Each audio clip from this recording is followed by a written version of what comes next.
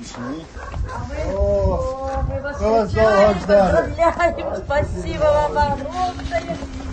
Warga Ukraina begitu gembira saat bertemu dengan tentara Senya yang telah membebaskannya dari eksekusi massal Republik Rakyat Lugansk atau LPR.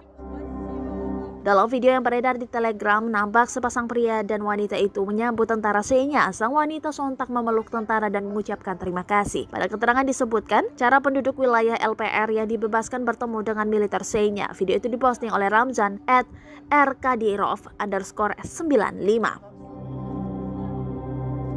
Dilansir dari Kompas.com, sebelumnya Ketua Komite Investigasi Rusia Alexander Bastrikin telah memerintahkan untuk melakukan penyelidikan terhadap keadaan eksekusi massal warga sipil di Republik Rakyat Lugansk (LPR).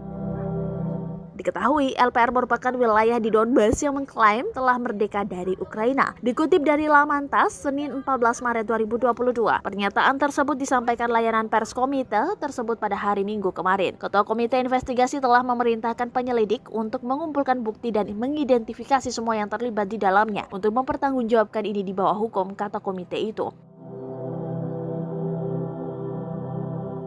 Menurut laporan sebelumnya, selama serangan ke arah Popasnaya, pasukan LPR mengklaim menemukan lokasi eksekusi massal warga sipil di dekat rel kereta api. Kemudian milisi rakyat LPR mengatakan bahwa pasukan Ukraina yang mundur menggunakan orang-orang sebagai perisai manusia dan menembak mati siapapun yang melakukan perlawanan atau mencoba melarikan diri. Вот, спасибо. А как здоровье? Слава Богу, потихонечку. А вот с продуктами как у вас? Ну, сейчас, конечно, сложно. Единственное, что мы можем сегодня помочь хлебом, тушенкой. Очень благодарны. Очень. А так все хватает? А так пока так. Картошка есть, огурчик есть, молочко Вижу, есть. у вас тут козы гуляют. Да, молочко есть. Так что спасибо. До весны. Спасибо вам. До весны Да. дождем. Все, тогда. Насчет тушенки и хлеба мы не забудем.